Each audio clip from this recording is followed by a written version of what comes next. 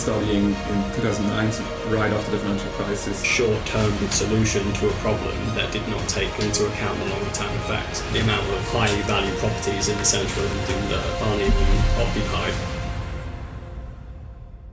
Hello everyone and welcome back to this episode of the Marginal Babble Podcast. In this episode today I sit down and talk to Dr Lukas Altermatt out of the University of Essex to discuss the banking industry and how it's changed over time. The links to all research materials included in the episode are in the description down below, and without further ado, let's get into the episode.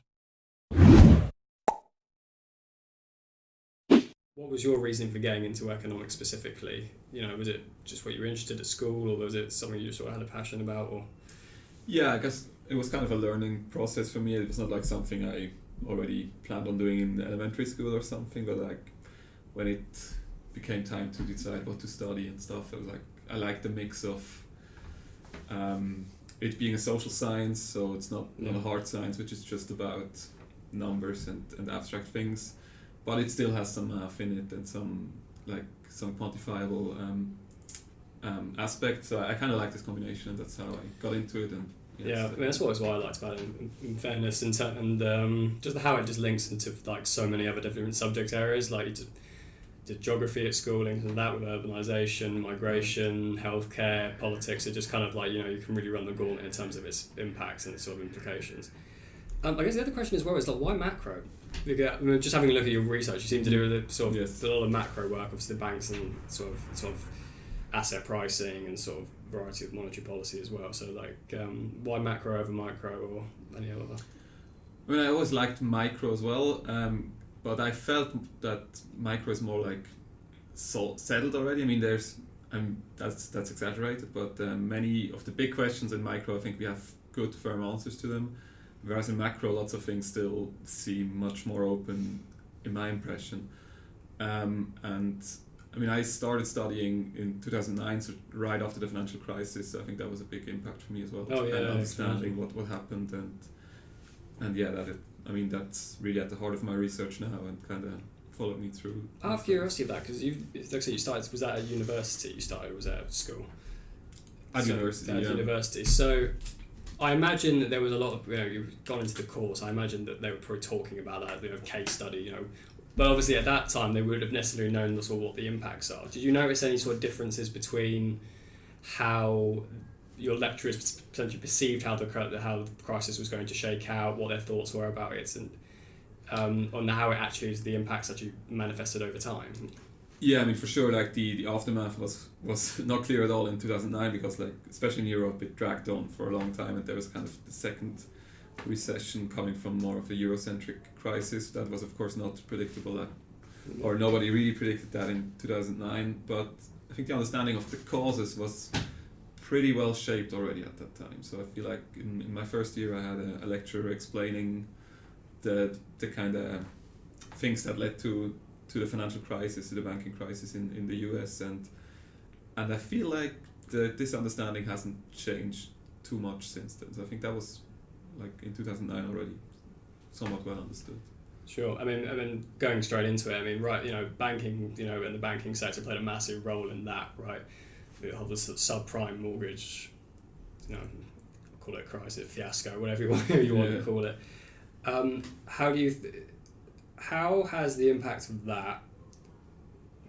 Has there already been any changes in legislation, or you think perhaps the way we look at economics as a result of that, and you know, as we move into what many consider a very, you know, financial crisis potentially coming? Well, I say potentially coming. At the moment, do you see any difference in the way sort of government institutions are actually dealing with it?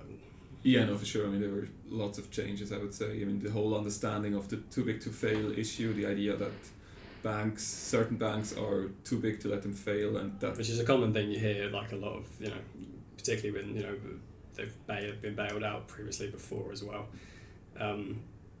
So is that something that's sort of moved different in economic theory in terms of like whether banks should be bailed out or whether they should be? I mean, that depends on a lot of that's a very complicated question to answer. It's not something I can give a yes or no answer to. I mean, I guess so the problem is always the incentives, right? So once you, after the fact, and in the financial crisis, it was probably the right thing to do, but to bail them out, because just seeing what happened when Lehman Brothers was not bailed out, how devastating the effects of that were, shows how essential it was to kind of keep them running. But the issue with that is that once banks understand that they may be bailed out if they get into trouble, that this completely changes their decision making, and therefore from a research point of view, it's much less clear whether we can say they should be bailed out or not. Sure. I mean, I don't know, but I can only infer from that they were only more likelihood be less risk averse in sort of their actions and the taking. With the knowledge that in all likelihood they probably will be bailed out if a certain situation can arrive. And also I can understand. I think there's sort of a lot of talk about it, but banks, they're very institutional. I mean, I think to understand where we are with banking, we have to sort of look back and sort of where banking has come from, which is obviously, I don't know where you would even pick up on sort of the banking history, but it's intertwined with cash, money, currency, and it's also intertwined with the fact, I think even the first paper money was even sort of banknotes, basically, in the sense that, it was basically it was a receipt from like the bank that I hold this, and you would trade the receipt basically in around, and that's what eventually became paper money, right? And so how do you think the institution of banking has changed over the years since, I guess you can go back to the Holy Roman Empire in terms of like it being drastically sort of spread throughout, at least in Europe anyway, obviously institutions have instituted before that, and how it's changed and how it's the role of banks in the industry has changed over time. Yeah, I mean, banks play lots of roles in, like modern banks, they play lots of roles, and it's not just one role that they play, but it's many separate roles, and they're kind of intertwined, but it's also, from a research point of view, sometimes not clear whether it's the right idea to have one institution perform all of these roles, or whether it would be better to separate them out and have like each role be performed by a different kind of institution. But certainly like banks, like also like doing one of these roles helped them have an advantage in the other one, and that's kind of why they picked up doing different things, and then on top of that, the whole globalization allowed them to operate across countries, and in the US there used to be legislation for them not to operate across state lines, but then this legislation was dropped, and all of this led to banks like performing many roles, and also few banks becoming very important players in the. Yeah, I think that's kind of hit on there. It's important to ask what a bank actually does, and I think sort of the most of these, rudimentary answer to that, it basically reallocates capital in the economy sort of more efficiently. Basically it takes people's, at least in terms of we'll go retail banking, I suppose, or banking at the moment, takes deposits from people that have stored up wealth and basically uses that to loans to businesses, invest, and just allows sort of I guess you could say lubricates the economy, basically transferring resources to where they need to be sort of more effectively. But beyond that, what roles do you think? I mean, what you mentioned is already a mix of two roles that are basically separate but kind of are neatly combined by banks. So the one role is, from the point of view of the depositor, also this kind of origin story that you told about, like paper money originating. So if you think about that very deeply, it's the idea that like in early times you would need to carry around gold. That's annoying, that's risky, it might be stolen. Heavy, exactly. Also there used to be different countries and they had like gold coins which were not recognizable easily. So what people started doing, as you said, is like putting this gold into the bank, and the bank writing this kind of paper money, and then instead, like the idea would be that paper money is basically just a claim on the gold sitting in the bank, and then once people realized that this is actually more convenient, they started trading directly these claims instead of like me, the depositor, first going to the bank to get the gold and then use the gold to pay you. So that's purely like the point of view of the depositor.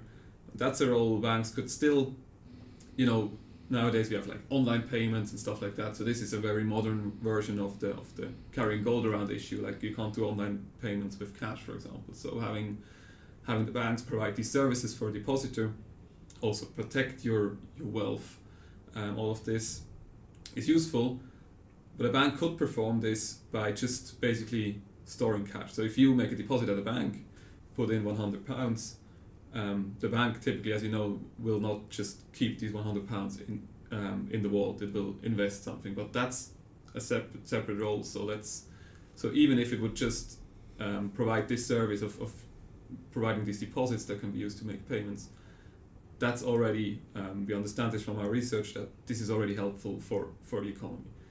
Now on top of that, banks,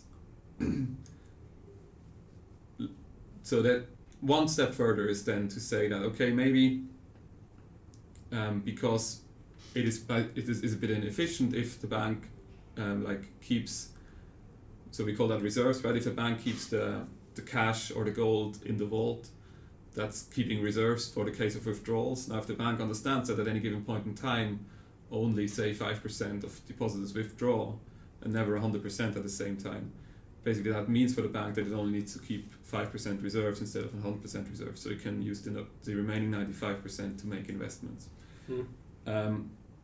And that is helpful also for me as a depositor. Now that depends on whether the bank is competitive or not and passes on these profits, but let's for the moment assume they do.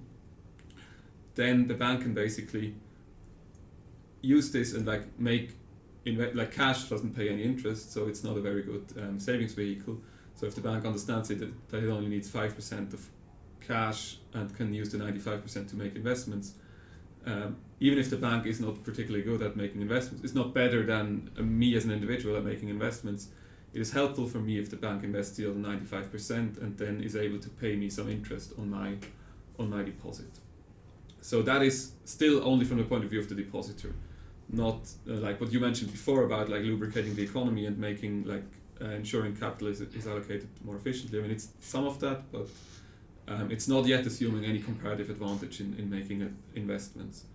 So that's like basically the deposit role, what we call the liquidity insurance role. So liquidity is the usefulness of having cash accessible at all time.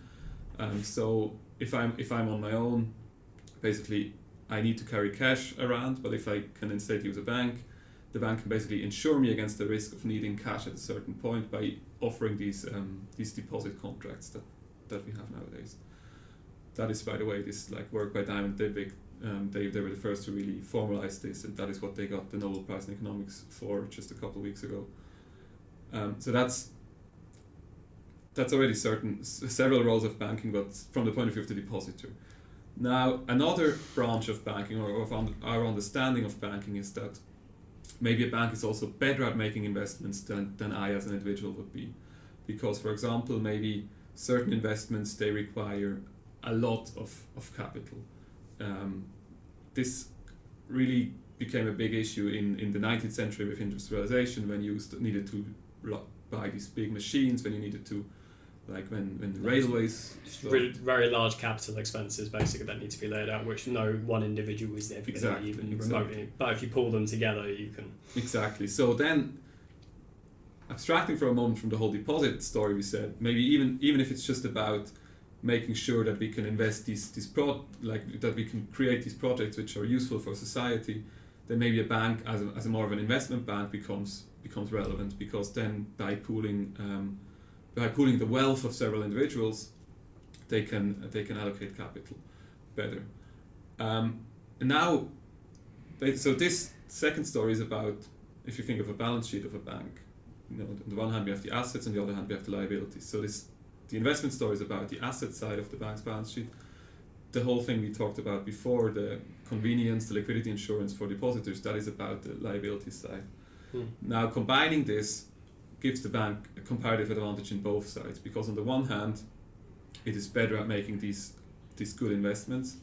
On the other hand, because me as a depositor, I value the fact that I can use a bank deposit to make a payment and to withdraw cash. That means that I am willing to accept a lower interest rate than if it was purely an investment.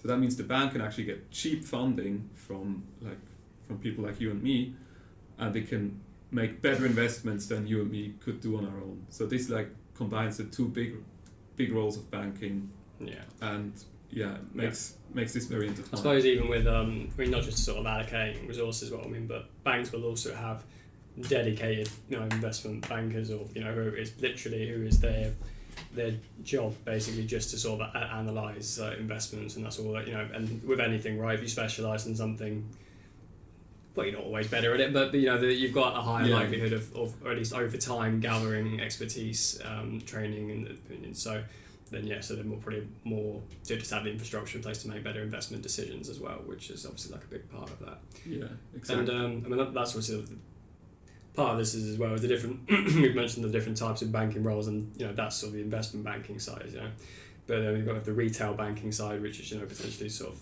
of supplying mortgages and things like that, which obviously also affects the economy in a very different way, because obviously mortgages are almost institutionally used for housing, which is a massive, particularly nowadays, it's considered almost like an investment vehicle for an individual, right? So I'm going to lock up wealth in this thing, and that's basically going to be like my retirement, right? And I think for 99.9% of people, like, their house will be the most expensive, the largest asset they will own in their lifetime. Very few people, maybe some people have very large businesses, right? They're fortunate enough to have those. But for most people, that is the case, and so that affects the markets in a completely different way. And the rates at which you can sort of lend and borrow money out is going to affect potentially the supply and demand for housing and the prices of those assets as well, which I think is quite interesting. I think the whole concept around a house being an investment good as opposed to a consumer good, I think it's just an interesting topic as well, because I think particularly if you go back to different points in history as well, it was definitely more of a consumer good as opposed to an investment good. Obviously land and stuff, that's fair enough, but particularly nowadays it's so intrinsically linked to people's wealth. Is it because banks have been so diversified as well? Because some of these investment, these aren't just separate banks, right? So you have many banks will have a retail banking sector. They'll have an investment banking department. Right. They'll have all these other different areas. Although there are places that sort of like isolate themselves and building societies, for example. They're not even banks, right? But they they're operating a similar way and want to provide sort of retail mortgage funding. Do you think that the way that banks have basically been able to sort of amalgamate into all these different roles has led to some changes in the economy over time, for like either the better or worse of the everyday consumers and the people and the public?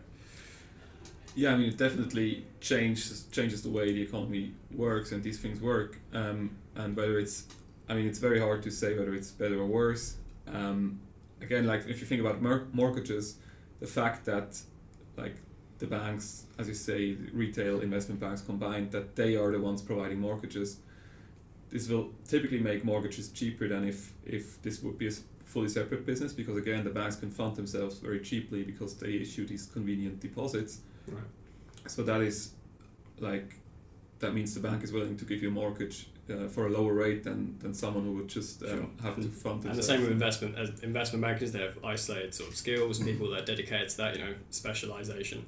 In retail banking, they'll have all the same people doing that, but also sort of looking at individuals and what, because obviously, if someone that's had a very good credit score over a period, and they'll way to calculate that, can probably get a better interest rate and that, all those kind of things as well. So it's the same kind of thing in that regard as exactly, well. Yeah. And then, on the one hand, this means that it gets cheaper to get a mortgage, but now the question is, what does this do to the housing market? Maybe this just props up housing prices, and in the end, we're actually not better off. This is definitely something that I've been thinking about, recently. When you look at, it's like anything, right? If you make a good or service cheaper to do, in all likelihood, that's going to, increase demand for that good or service. And in this case, it's mortgages, right? If you increase that happens, you increase the demand for mortgages. Well, what does that do? That means more people are going to want to have mortgages, exactly. Which means that means more people are going to buy houses. Well, that means that's going to push house prices up. Yeah, especially because housing is in somewhat fixed supply, right? Because of zoning laws and everything, it's not easy to just build more houses, especially it's a very regulated industry. Yes, it's not like it's not like I don't know, a microphone company where you can just buy, you know, and just set up and go, exactly, right? Yeah. There's so many regulations. It's a very, you know, the utility sector is, again, very similar, probably even more so, right, with regulation stuff around it. But also scarcity of land. There's only so much land. Right? Yeah, no, exactly. So yeah, in the end, it's not obvious that like making the mortgage rate cheaper actually makes it easier for people to buy houses, because maybe if we had to pay 2% more on our mortgages, but instead house prices would be 30% less, then probably we would be happier than we are. Well, now, I mean, I'm trying to recall this statistic over the top of my mind, but I remember reading something in an article not too long ago, and it looked at house prices as a proportion, as a percentage or a ratio, as opposed to people's annual salary. Because again, from 95% of the population, the most of their income and resources are coming from their salary job, right? You know, other people have investments and dividends, and most people want pensions and things like that, but most of it is coming from salary, right? So that's where their ability to purchase goods, assets is going to come from. And I think it was something along the lines of, you know, 50 to 60 years ago, that the average house price in the UK was approximately 3.5-4 times the average annual salary in the UK. You compare that to now, where it's unbelievable, you know, it's I can't remember what it was, but it's like 7, 8, 9, 10 times. I mean, the average salary in the UK is approximately, well, you know, depending on what metric you use, right, is anywhere between sort of 27 to 40 approximately, again, depending on rate job and stuff. And the average house price is all the way up in sort of the hundreds of thousands, right? And is that, again, is that a symptom of the fact that mortgages have become so cheap? Because particularly when I've been talking to my parents and people of their generation about this as well, interest rates, particularly of their generation, in a window, basically, I think post, you might have to correct me on this, but sort of post sort of late 70s up until sort of, you know, early 2000s, interest rates were very cheap. There were periods in there where potentially higher, 10%, 15%, I think it is something, but money has been very loans have been very cheap up until now. And I think potentially with the way the markets are going, you know, with interest rates sort of skyrocket, I think we might be seeing a slight correction in that. Yeah. No, I mean, cheap mortgages are certainly part of the story, but I don't think it's the main part. It's like, I guess demographics are an important part, like people getting older. A larger percentage of people living nowadays are older than used to be 50 years ago. That plays a role. Regulation, as we said before, in terms of like how many houses are actually being built, but also just the scarcity of land, as you mentioned. And then also what you mentioned a bit earlier about this whole idea of housing as an investment tool. So I guess that goes back to the globalization of finance as a whole, finance and banking, that nowadays many like rich people are just looking for high returns on their wealth, on their savings. And they figured that investing in real estate is one way to do it.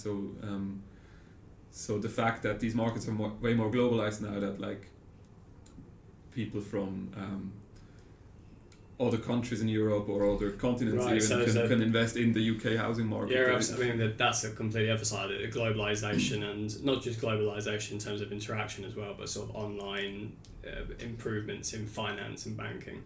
I mean, you go back 50 years, there were actually quite a lot of limitations just to, let's say, play in the stock, I say play, but you know, invest in the stock market. You usually had to go through a broker, there's lots of forms, there were fees that were involved. Now I can go on Trading 212 or any of these apps, sign up with my passport, and I can start them, which is, I can only assume, massively widened the power base for basically people actually investing in the markets. And it's actually, you know, it's not just in terms of like supply as well, or like demand for those kind of services. You've also seen some things, you know, that actually the markets have changed in terms of confidence levels. You know, I don't know if you're aware of things like meme stocks that have been like certain thing where literally groups of people have been able to sort of group together and change the outcome. I mean, I don't know whether that's a good thing or a bad thing. You can make an argument that banks, the sort of high-profile banks, were doing that anyway, and then now it's just letting consumers in on the sort of play of it as well. But yeah, I mean, it's a massive just in the exposure, and quite frankly, we take it down to even basic level. The internet, and ability to look up information means that people are more aware about financing, banking, and than ever before, quite frankly, as well. So I think that has just, I think, led to just an extra demand for banking, financial services that have had sort of these knock-on effects in the economy. And obviously that also, makes it a lot easier for, previously if you want to buy a house in the UK, in all likelihood it would be someone in the UK that would be likely to purchase it, even if they were, take the consumer side out for the home, even an investor would more likely do that, maybe Europe, right? But now, I've just said that I've just moved out of my flat, but it's owned by a lady that lives over in China who outsources the running of that to basically a maintenance company, and she basically has to do absolutely no work on it. And it's a prime example of how money is now able to pool in sort of specific places, particularly around places like London, which is obviously where it's come from. Yeah, and my sense is that this is still quite asymmetric. So I think an issue of that is that it's not symmetric in the sense that here in Europe and in the Western world more generally, like people who are wealthy, they're still looking for high returns and also for stability and safety. Yep. And they know that even though democracies are in turmoil, they still know that the West is best at providing these features. It's much harder for us or for wealthy UK businessmen or US businessmen to invest in the Chinese real estate market or in the Chinese market more generally. So you will have way more flows of capital and wealth from outside Western Europe and North America than the other way around, which I think is why we see these inflated house prices particularly. Well, I mean, I think something, it's always all over the news, right? The amount of high, value properties in central London that aren't even occupied, right? Because they're just outside investors have gone in to purchase them, which then drives up the price for everybody in London, right? And London's not the most expensive city in the world, but it's up. It's up there. I actually don't know how that potentially change with the outcome of Brexit and potentially, a lot of large companies and banks have started moving their operations and headquarters over to Europe in the mainland, because whereas previously London was the finance centre for pretty much the world, them in New York, right, the Alpha plus cities, and obviously that led them right into the European market because of the European Union. I wonder whether, as businesses potentially and banks and institutions look to maybe use those institutions more in potentially sort of Germany or Switzerland or those kind of places, that will actually see more of those moving out, and maybe there could even be a slight correction downwards potentially and things like that. I don't know. That's completely...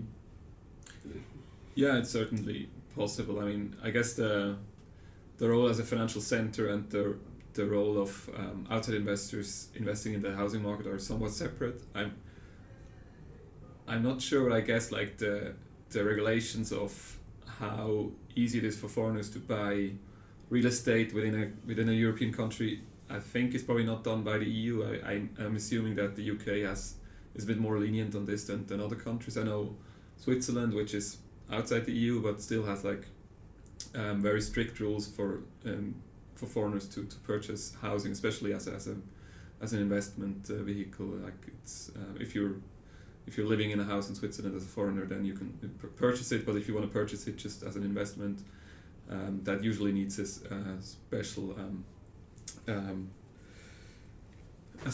legislation, because it's not allowed generally. So there's certainly things you could do with regulation for these kind of issues. And I don't know whether the EU has some regulation in place for that, or whether every country has its own regulation. Well, potentially then maybe it's just that the UK is very lenient then on those kind of controls potentially. We were talking a lot about houses, I suppose, at the moment. But we talked like a little bit earlier about, sort of those flows in towards more developed, I don't know, developed's an interesting term, right? I don't know what you would necessarily call developed. There's lots of different industry, but I guess I'll say Western, just for the sake of saying, people, just for the familiarity, I guess what people will be familiar to. And those flows into those because of those institutions and the safety. One of the big issues that, at least I've noticed, particularly in developing economies, which is starting to get a little bit better now, I'll say in a second, was the access to financial services on a regular basis, and actually from the sort of ground up grassroots level, even just from loans and mortgages, but also loans to get businesses up and running. That's just their access to those financial institutions such as banks is actually partly why they haven't been able to develop all as much as they would have liked to.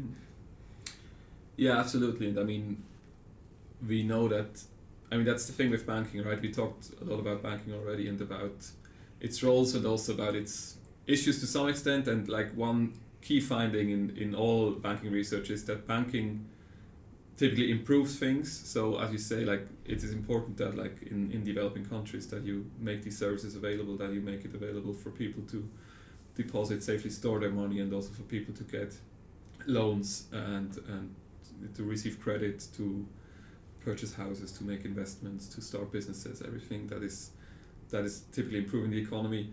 But we also know that it makes the economy more prone to fluctuations and to like certain kinds of failures and crises. So that is basically still like a bottom line is still that banking improves things, but it just comes with these instabilities. Sure, and particularly in those kind of developing or less developed economies, it's not even necessary. There's been some great work been done by sort of microfinancing work that's been done out in those countries. I think, and I kind of understand if there's a worry with a level of corruption and things like that. I think that if you were to put it, to sort of encourage those larger banks, well, first of all, one, corruption within those banks and whether links to the sort of the government and whether how much of those resources and how well they're being applied, but also quite frankly that some of these larger banks, they want a level of safety when they're loaning out money, and I don't think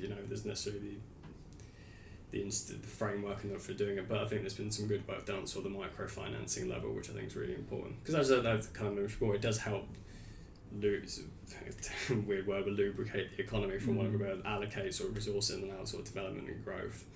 I mean, not that there's other reasons, right? But if you take sub-Saharan Africa for a reason, there's a lot of environmental reasons in terms of just geography, right? And so, like Kenya, for example, has a very hard time with droughts, which if you're a primary sector, farming, agriculture, those kind of industries, that is going to affect you rather considerably. No, and actually banking was very important for the agricultural sector specifically. I mean, there's also in Europe many examples of these kind of farmer banks originally that had a big role in providing credit to farmers to exactly like be less exposed to things like droughts or something, because as a farmer typically you need to invest, you need to buy the seeds and everything, and you need to maybe buy some machinery, and then there's the harvest, so only after the harvest you have an income. So even without any droughts or anything, this is an issue, and you kind of need a credit to go ahead and farm, at least in a larger scale. And then on top of that, if there's something like a drought, then then you even have then you need some kind of insurance against this, and these are exactly the things that banks can provide, and that banks did provide in Europe again in like the 18th, 19th century, and this is hugely important for economic development, and of course it requires some sort of environment where like there's some legal stability, where you can, both as a banker and as a farmer who receives a credit or makes a deposit, that you can kind of trust the system that this is going to work as planned. And at the same time you need to be safe from government coercion. That's the other issue. Like if you can either have a very unstable country where there's many legal issues, but you can also have a country which is very stable, but where the government has so much power that you never know whether the government is going to take away your money. So this is like a fine line that you have to walk. And it is tricky, right? Because there are perfect examples as well of those very autocratic governments doing very, very encouraging great growth, but there's also examples of them driving the economy into the ground, basically. You can talk about China, a very sort of such a communist state, sort of centrally planned, but they've managed to do a lot of growth now. But they've actually had some of those issues recently. I think there's potentially going to be a crash in China, potentially with housing markets and how much of their economy is based around infrastructure, basically. But even if you look at somewhere like the Kingdom of Saudi Arabia, right, that is a kingdom for all intents and purposes with lots of oil reserves, which has been sort of their primary thing. But then they've been a great success story in that regard. But there's other places like Yemen and Oman which also have great oil reserves that are nowhere near that. So I don't know whether it's a case of if you just get the right group of government or ruling officials, then you're right. I'm not too sure. But the corruption and the political side of it, in terms of actually sort of administration of like nations, does seem to be an issue that I don't necessarily. That it seems to be more of an issue potentially than sort of the availability of those banking infrastructure. And if there was more stability, potentially you actually have more of those. Would you say that's like one of the big, like at least one of the main factors in why there aren't more of those banks operating in some of those less developed countries, for example, in sub-Saharan Africa or I mean, I don't know the details. I'm not a development expert, but I think it's part of it, and maybe a bigger part of it is that like if these countries would provide the sort of stability that is necessary for these to develop, then you would also see actually inflows of like these funds that flow into the UK housing market at the moment, which is probably detrimental to welfare because it's like just an overinvestment. If these flows if these funds would flow into sub-Saharan Africa instead, and fund like businesses there, I think this would be much more beneficial because I think the actual economic rents that can be made there in terms of like profitable investment opportunities which benefit both the investors but also the people there, because you can start building up industries and which then provide jobs for the local population and everything. I think this would like make both the UK housing market and these countries better off, but you need a certain stability. In fairness though, it's one. I mean, this is kind of brings one to central banks to an extent, but it particularly within the last several decades, there has been a level of investment into infrastructure, particularly in places like Africa, for example, primarily from China and the government over there, true, right? Yes. Now that's come with some benefits, right? So like the port of Mombasa, for example, that's a major port like along that region that allows them to trade, gives them sort of the ability to, again, just the infrastructure to be able to trade. But there have been questions over like, the loan length, how good the loans actually are, the fact that it was written into I believe at least many of these contracts that if they default on these loans then China just gets they just own the actual infrastructure outright, which basically means that, and potentially as well the political coercion, I suppose, or persuasiveness that have thing that China's been able to implement. Is it potentially that actually if other countries or other central banks or other sort of even private banks, even to be quite frank, from different nations across the world and different to even developed economies but other economies as well, do you think that mitigate some of those issues potentially? Yeah, I mean certainly the fact that these countries are relying on China as an investor is a sign that they don't get the investment funds from other sources. And I mean, of course, a country like China can always offer more favorable terms than the market would offer maybe. So there's always a danger of someone with like, I mean, I guess these investments from China come with some strings attached, whereas like if you just have the market investing as like nobody has a huge stake, but like large number of individuals have small stakes in it, then you wouldn't have these political strings attached. Now, any large player can always, if they see some added benefit beyond just the return on investment, they can always offer more favorable terms. But I guess at the moment the choice is not so much there because the markets are not bringing these funds into these countries yet, which I guess again is mostly due to the lack of stability there and the fear of. Sure. I mean, is it a matter of time? Like, are we moving in that direction, or do you think there's a key issue that has to be solved before that those kind of institutions can be sort of created and sort of operate in those markets more effectively, at least?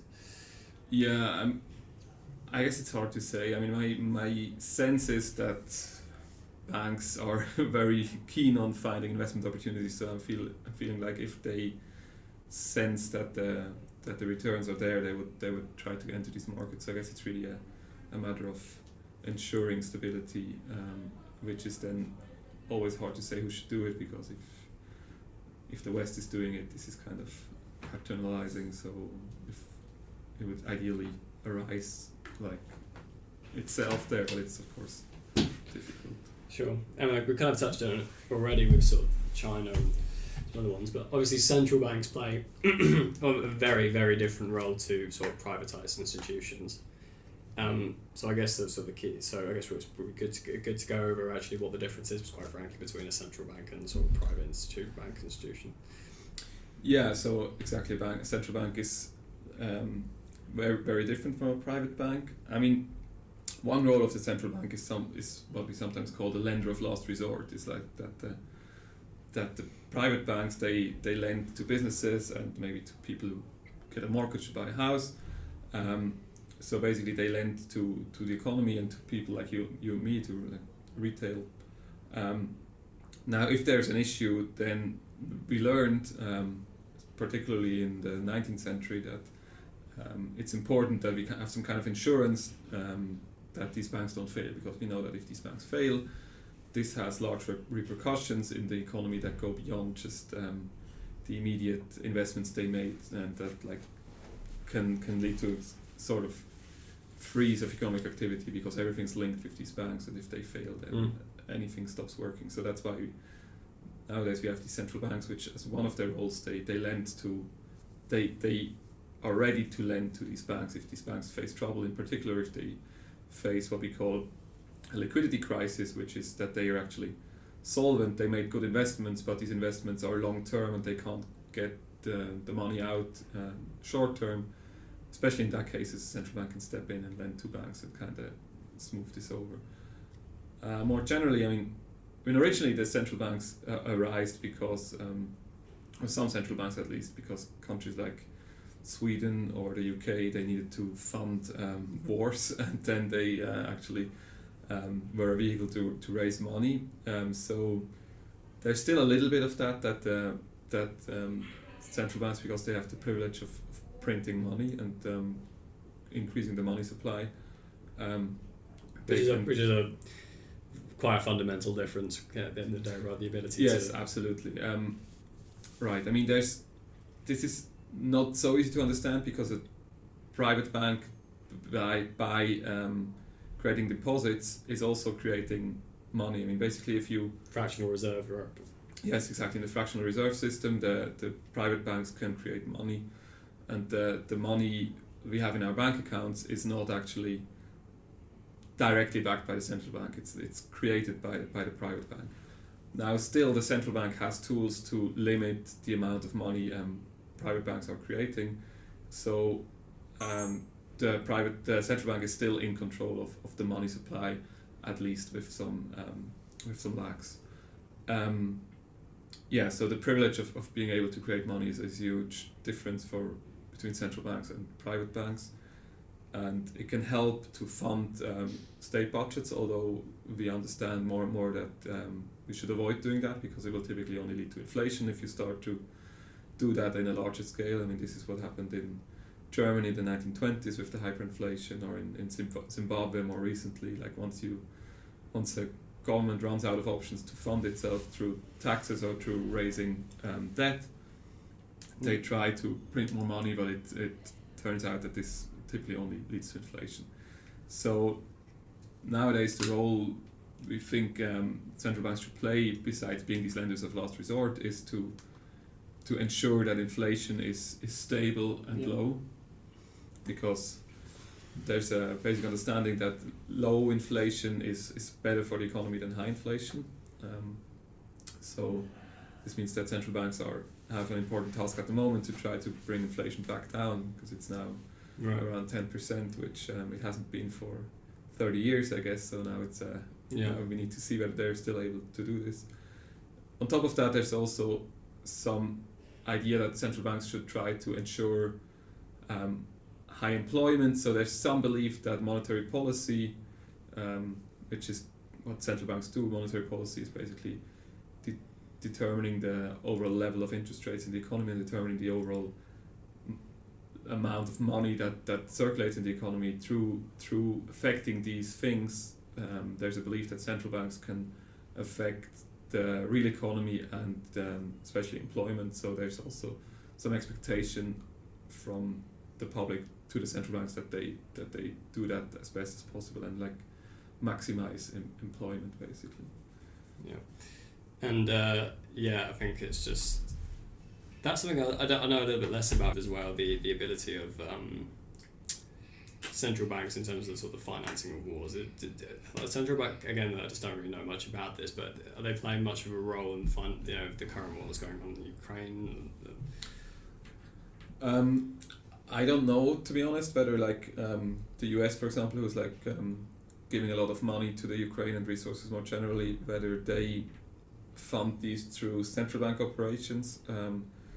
I mean, the system is a bit more complicated these days because typically what happens is that the government increases the amount of debt, but in countries like the US or also the UK, a large share of government debt is actually held by central banks. So what typically happens is that the Treasury issues new debt, and then the central bank goes in the market and buys that debt. By buying that debt, it also keeps interest rates at the level it wants to, because if it wouldn't buy the debt, there would be a larger supply of that debt, which then means that typically the price would go down. The interest rate the government needs to pay on its debt is the inverse of the price of the debt. So a lower price would imply a higher interest rate. So that's why the central bank then buys that debt to keep the interest rates at its desired level. So through such operations, it can still indirectly basically shovel money into governments and thereby maybe also help funding a war or do whatever the government is doing. Yeah, I think the creation of money, I think, is a very specific area of like central banks where they just deviate absolutely massively from everywhere else, particularly, and then monetary policy is like something that obviously gets, it's a big instrumental tool. And quite frankly, a lot of economists will say that, is that some people are more pro it than others, I would say. I think the creation of money, in particular sort of financial crises, does allow does stop the economy from going into a massive downward spiral, and I think that does help it, because just by the creation of money, people have more money in their pockets, and because certain things are sticky in the economy, it takes a while for the price to rise, because that's the fundamental thing, right? If you increase the money supply, money is just a means of exchange. It is not the actual sort of wealth itself. It's just a means of exchange. But at least in the short term period of where before prices adjust, there is a period basically where people have more money, they've got more disposable income, they can go out and buy goods in the economy, and certain businesses won't necessarily go out of business, they can survive a period. For example, like we just had in the pandemic, of people being shut away for sort of, a year or more on end, right? But I think there was a bit of a debate over how much sort of monetary policy we should have used, because obviously that was used to sort of fund the furlough scheme and other schemes that were incorporated. And I think it was, the amount of monetary policy that was implemented was probably quite unprecedented in, quite frankly, the history of like the UK. I mean, how central is that to? I mean, I think it's very, very central to it. But how central do you think that is to the current sort of inflation that we're seeing and the consequences it's now having on the economy? Yeah, it definitely played a role. I mean, COVID was a very special crisis and very different from other recessions we had. One important distinction is that many people were actually able to save more during the pandemic than typically in a recession. What happens is that people they draw down their savings. They spend their savings, and they end the crisis with less wealth than they started it. Whereas during COVID, you just couldn't spend your money. So especially if you were like some office worker who could work from home and could continue earning their salary, but you couldn't go out to have fancy dinners anymore, you couldn't travel anymore, you were actually able to save a lot more money than you would normally do. And that certainly had an effect on inflation, and that then there was kind of this perfect storm by having this increased demand, because once the pandemic was over, people were like, now I can finally spend all that wealth that I built up. And on the other hand, we still had massive supply issues that, like, because the way supply chains were under stress, given the different COVID regulations, the reduction in travel across the world, and all of these things, chip shortages and many things contributed to that. Which I still think we're still suffering from to an extent. I haven't looked at it recently, but I think we're still suffering from it particularly. Yeah. So these things came together, and basically people wanted to buy more things, and at the same time it was harder to produce these things, and then naturally things became more expensive. Then there was also the labor market reacting. Demographics might play a role in the sense that some people might have been close to retirement, then COVID hit and they were not able to work anymore, and then maybe they decided to retire early. Also, many people maybe switched industries, like especially in the service industry. People were not able to work as a chef or as a server, so they maybe started working in other industries, and then once these restaurants could open again, it was very hard for them to find workers. So that, on top of the supply issues I mentioned, this was another reason to increase costs, and then this had to be passed on to prices. So exactly. And yeah, it's like I say, it's a very unique financial crisis in that standpoint, right? Because for all intents and purposes, and I think we're actually I think businesses are actually quite fortunately for the economy, we're starting, at least office-based white-collar work, we're starting to look at more agile working and working from home, and some other, and particularly I know that they're moving out from very densely populated areas such as London, for example. I know, for example, this is when I was at university, I think PwC came and gave a talk and basically said, look, currently 60% of our activity is currently inside London, but in the next 5 years, it's going to be 65% outside of London. And predominantly they were doing that obviously for self-interested reasons, but quite frankly London's a very expensive, think of all the rental prices of property and things like that are in London, and for all intents and purposes, if you have people doing mostly administrative work that you could do from a laptop anywhere, why would you place those individuals in those places, and as opposed to, let's say, Birmingham, for example, that's the lowest cost of living, and so you can pay less. So there were already businesses, particularly white collar work, that were already doing that. And I think that played into potentially some working from home, and that potentially a lot of firms like that were able to adjust to this specific financial crisis more than other industries. Now, this is obviously very different.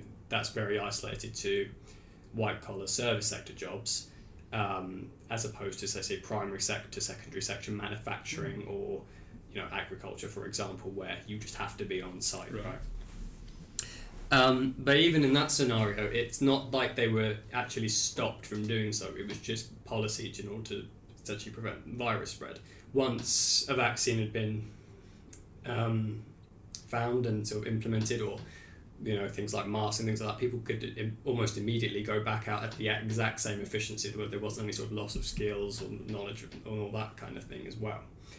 And I say it's a very unique financial crisis in that standpoint. I think the UK, quite frankly, had the fastest rate of GDP growth, and I think I've seen it, at least in my lifetime. Sort of the year after the pandemic was like 7.5%, which I don't think I've ever seen in the UK have that for a long period of time. But it's because it was the industries themselves weren't nearly as detrimented as where they were, let's say, in a housing of the financial crisis, in that sense, where banks go bust, people lose their savings, and things, and that has a real impact on the economy. I guess part of that as well is that allowed that to happen is things like the furlough scheme that was funded through monetary policy, because businesses are able to stay open because, quite frankly, they need to pay rent and things like that, and that's very important. I don't think I've met many individuals that say none of that should have occurred. I think some, at least from what I've gathered, is that there was almost too much use of it, though. The level of extent of printing X amount of money, I think it was something like sort of an extra quarter of the current money supply was basically printed, right? Which is a hell of a lot. And when you look at that, seemed like a very short-term solution to a problem that did not take into account the longer-term effects. And now, when we're looking at, and I will absolutely say there are, in terms of the price level inflation occurring, like we could not have done more as a UK, United Kingdom's country, in order for there to be a situation where inflation would hit. We've had there's a war going on in the east of Europe, where we get from countries where we either get a lot of the grain from Ukraine, right, being the breadbasket of Europe, so that pushes up food prices because they are Russian. Russia, which surprised a lot of the energy prices, and quite frankly, energy goes into everything. Exactly. So those prices have been inflated. We have left the European Union, which means now that our closest trading partners now have tariffs and checks and border patrols, but checks on goods and services, which increase costs for trading between borders with our closest partner that we have 55% of our global GDP trade with. We've done the most amount of monetary policy in quantitative easing that we have in the country's history, and we had a COVID-19 pandemic as well that also has limited supply chains and made things more expensive to get hold of, and all sorts. So I'm certainly not just blaming monetary policy and banks for that. It's been a constellation of factors, but I think there's been Yeah, no, absolutely. I mean, it was really a kind of a perfect storm. I guess talking about monetary policy a bit more narrowly, taking all of these other factors into account, I guess, I mean, you mentioned the furlough scheme. I guess what was important there, or what would have been important, is just to make it as targeted as possible, because as I mentioned before, like, many people were actually saving more during the pandemic than they were usually. So if you end up sending money to these kind of people, it doesn't have the effect that you want it to. Exactly, you're just printing money for the sake of it. Yeah, so I don't know the details about the UK program. My understanding is that it was targeted fine. I think the US had more of an issue with that they just sent. From what I've read, there were issues with the UK. From what I've managed to gather, the other countries seem to have had at least some better, some worse, right? I think America, I've heard cases of very large businesses being able to claim an enormous amount of those relief funds that are actually, took away from the companies that actually needed it, right? I mean, the other thing we should mention about monetary policy and its role in the current rise in inflation is what happened before COVID, and basically what happened between the financial crisis and the onset of COVID. Monetary policy changed quite radically in that period, because before the financial crisis, what they would do is they would manage basically the interest rate in the economy by keeping the amount of reserves that banks in most countries are forced to hold some amount of reserves, and therefore by limiting the amount of reserves in the system, the central bank could fix the interest rate that banks between each other pay on these reserves. Now, after a recession, typically central banks want to lower interest rates to lubricate the economy, as you said earlier. But they soon after the financial crisis ran into the zero low amount problem, which meant that interest rates were at zero, and once you're at zero, because just holding cash gives you an interest rate of zero always, means that it's hard to go below zero, because then the cash is always an alternative. You can just basically take out your money off the bank and hold it as cash. Well, yeah, I mean, you just take. Well, I mean, you can't. Well, there are some limiting factors to it. You can't, if you have like multi-millions, you don't really want to take out that much money and just have it in your house, right? There's a safety aspect to banks that people sometimes there's a safety to it that people do sort of discredit. But to that point, if you're just negative interest rate basically means you're just paying the bank to hold your money for you. Exactly. You can just withdraw that money, which would potentially be fine if it wasn't for the fractional reserve banking system, in which the banks can basically loan out potentially 10 times more than what they're actually holding in reserves, due to, like I say, the demand for people's savings, basically. Right, and in particular, the goal of lowering interest rates is to make sure banks lend even more than they were before, because typically in a crisis the issue is that there's not enough lending, so then the economy slows down and the central bank tries to counter that by lowering rates. So if what you mentioned happens, if people start taking out their money of the banks, then you actually have the opposite effect. So this issue never really occurred before because interest rates were at higher levels. So right after the financial crisis, it was unclear whether lowering rates below zero would still have the desired effect or not. It's still not fully understood. We have better understanding now, but still it's incomplete. But anyway, what central banks were doing instead was what was called quantitative easing, what was just flooding the system with reserves, basically. So they went away from this system where they kept the amount of reserves limited and instead just gave the banks actually several times more than what they needed to fulfill the reserve requirements, in the hope that this would stimulate banks to lend more and therefore to get the economy going again. And once we were in that system, it became very difficult to revert back to the old system and to take these reserves out of the system again. So, like, even ignoring whether or not this worked at the time, it just became very hard to take out that money. And this worked fine as long as the system was kind of stable. But then again, after COVID, once we had these inflationary pressures, the banks actually had all these excess reserves sitting around, which made it very easy for them to create more money. And this also contributed to increasing inflation. So if we want to blame central banks, we shouldn't blame them too much about what they were doing during COVID, but we should blame them maybe more on not reverting the ship back to normal before COVID. Yeah. Although it's not obvious they could have done it, but that's just contributed to it. And as much as, you know, central banks are supposed to be, in theory, independent from government and, you know, sort of policies and politics, in fairness, you know, you've seen that recently with, like, the mini budget, and quite frankly, the Bank of England taking a very sort of staunch approach on that. They are interlinked, you know, at the end of the day, and, you know, the government introduces the furlough scheme, has to be funded some way, right? You know, these things have there's a co-factor in that, and they can't, you know, the policy that's coming from the government or the institutions also plays like a large role in it.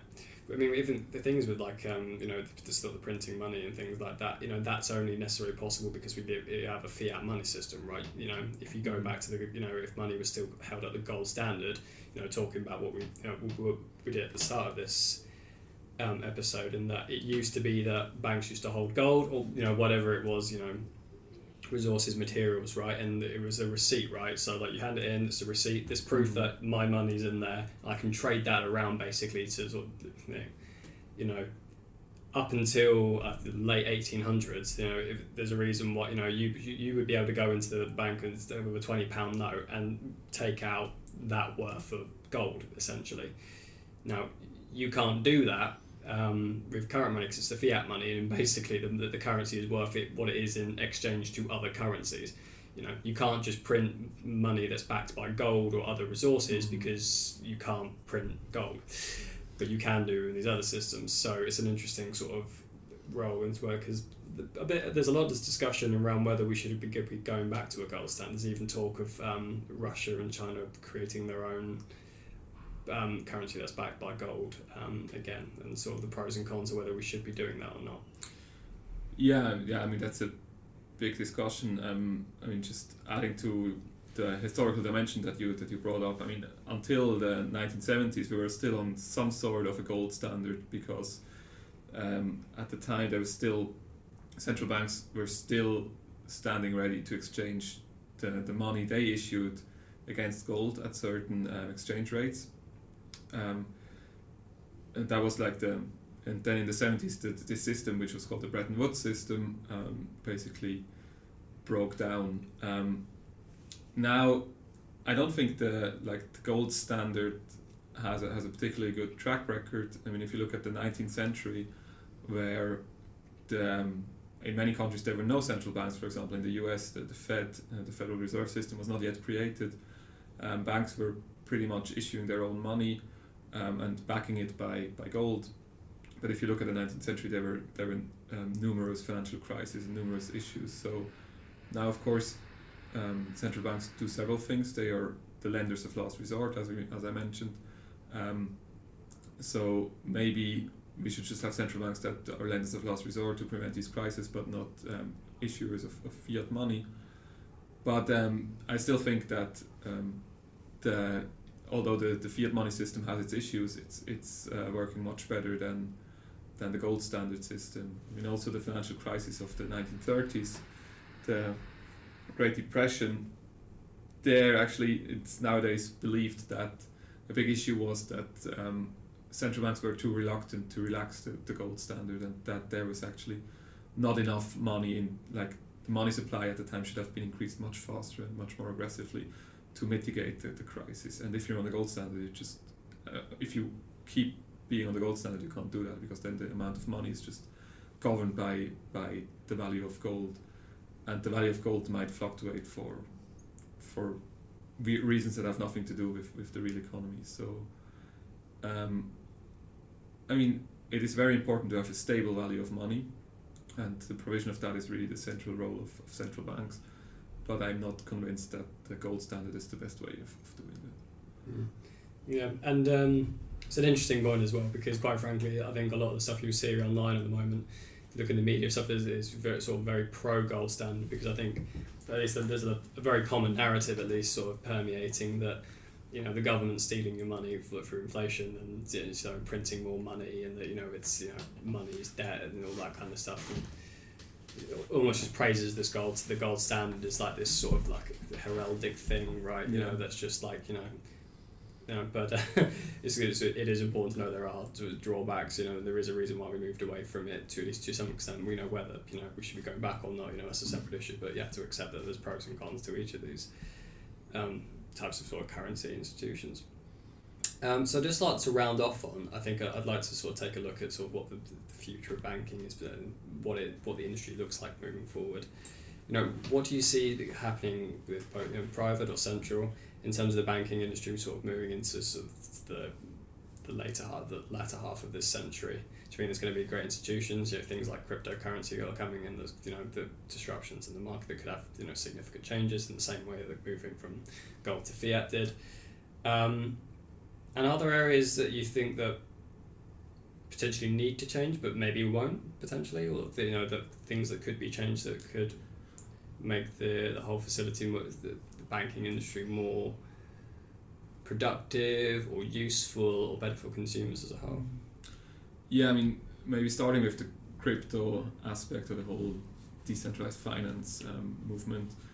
I guess this is certainly a big topic for the banking industry, but I don't think it's gonna like bring down the banks as we know them. Banks have been very good at incorporating new technologies and new developments in the economy into their business models. So I think what we already observe at the moment is that, I mean, many people, if they invest through some sort of bank, whether it's a traditional bank or maybe more of an internet bank, online bank, but still in the end these are very close to the traditional banks, and often we see that this then like conglomerates into the large banks that we already have.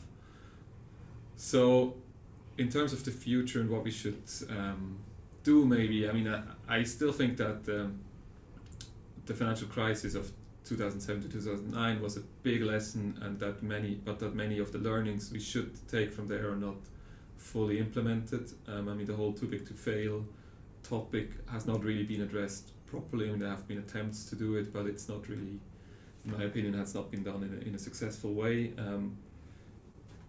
I mean, I think one way to address this would be to require banks to hold much more equity, to issue much more equity, to like fund themselves more strongly, because nowadays they're funded almost entirely by deposits and other liabilities, which just makes them very prone to failure, because if there is a bad event, then like if the assets the banks invest in, if they lose value, then there's just very little equity as a cushion to absorb this. Now, as I mentioned earlier, we know that having banking is useful for an economy, and it comes with its downsides. So we have to accept some of these dangers, but still we should try to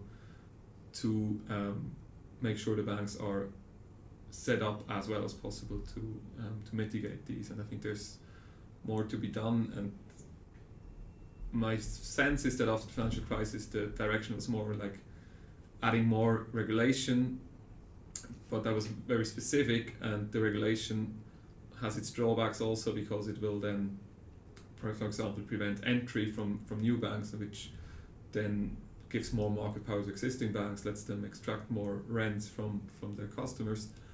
So instead of having complicated regulations that typically end up benefiting the existing banks, I think we should have very simple rules, like increase the amount of equity they hold and things like that, and maybe think about separating certain areas of banking, although I'm not sure this would be the solution, but it's something we should think about at least. Yeah, excellent. And thank you very much for joining me. I really appreciate it. I think it's been really cool to sort of chat about this stuff. I think it's just very prevalent right now, quite frankly, in terms of like where we are, particularly in the UK. So yeah, I really appreciate you taking the time to sit down with me. Thanks. It was very nice talking to you. I think it was very interesting. We talked about lots of things. And yeah, got a good range in there, in fairness. And yeah, thank you very much. Thank you for watching this episode of the Marginal Babble podcast. If you did enjoy, please give us a like and comment down below for any future topics you would like to see discussed. But until then, see you soon.